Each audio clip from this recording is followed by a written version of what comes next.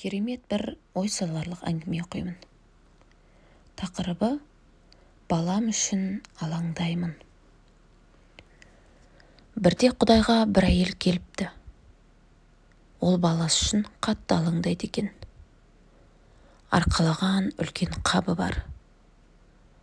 Қаптың салмағынан белі бүгіліп кетіпті. Шаршадың ба, пендем, деп сұрайды Құдай. Жүгіңді жерге түсір, отырып біраз демал. Рахмет, кірем де шығам, деп әйел отырудан бас тартады. Сұрай салам да қайтадан кері жүрем. Әйтпесе мен жоқта бір жамандық боп қалса қайтем. Мұнымды өзіме ешқашан кешірмеспін. Нені кешіргің келмей тұр? Егер балама бір нәрсе көрінсе дегенім ғой. Мен саған тілеу тілеп келіп едім. О, Құдай, баламды сақта, бір өзің жар бола көр. Күндіз түні сенің осы тілегіңді орындаумен жүрмін ғой, дейді Құдай қатқыл үнмен. Әлде менің қамқорлығыма күмәнің бар ма? Жоға, бірақ мына өмір өте қауіпті болып кетті. Жаман ортаның әсері шаш-етектен. Әр бұрылыстан бір жамандық күтіп тұрғаны. Ал баламның жасы өсті. Бәрін өзі білгісі, көргісі, жасағысы келіп тұрады. Өзіне сенімді болуға тырысып бағады. Бір бұрылыста оңбай құлап, жаны дертті бола ма деп уайымдаймын. Онда тұрған не бар? Келесі жолы сақтанып жүреді. Құлағанның жаман екенін біліп жүреді. Қайғының дәмін татады, дейді Құдай. Бұл деген тамаша тәжірибе ғой. Неге оған өмір сүруге мүмкіндік бергің келмейді? Ол қайғыны білмес екен деймін. Арқама бір қап сабан артып жүрмін. Ол құлайды-ау деген жерге төсейін деп. Сонда менен балаңның айналасына сабан төсеп қой деп сұрай келдің бе? Жақсы, ал қарап тұр. Содан Құдай әп-сәтте бір уыс сабан алып жерге лақтырады. Лақтырған сабан әлгі әйелдің баласының айналасына дөңгелене түседі.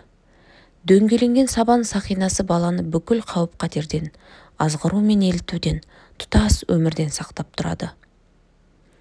Әйел баласының сабан сақинасынан өтпек болған талпынысын байқайды. Бірақ қолынан түк келмейді. Баласы арлы-берлі жүгіріп, сақинадан өтіп кетуге тырысты, бірақ болмады. Біресе ашуланып, біресе айғайлайды. Ақырында сіріңке тауып алып, сабанды өртеп жібереді. От шығып, көк түтін будақтап, бала көрінбей қалды. Балам, деп айғайлайды әйел. Балам, мен қазір келе жатырмын.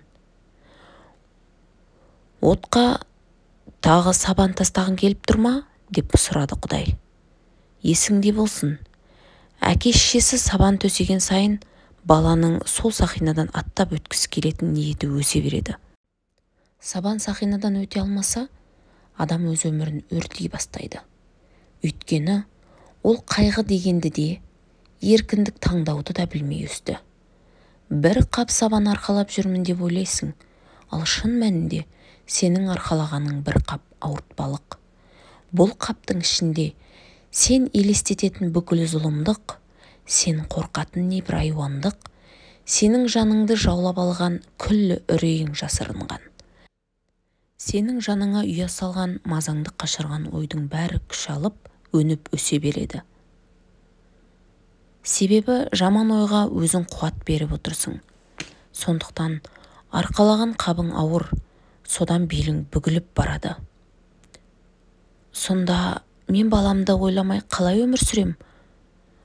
О, Құдай, айтпағың не еді? Әрине, ойла, шамаң жеткенше қамқорлық таныт. Бірақ үнемі балаңа бола алаңдай берме. Сенің балаңды мен күзетіп отыр емеспін бе? Маған өзімнің жұмысымды жасауға рұқсат ет. Сен тек маған кедергі жасама. Дегенмен, бұл әр адамның сеніміне қатысты мәселе деп білем. Маған сенсең, бәрі жақсы болады. Тыңдағандарыңызға көп рахмет. каналға жазылыңыздар.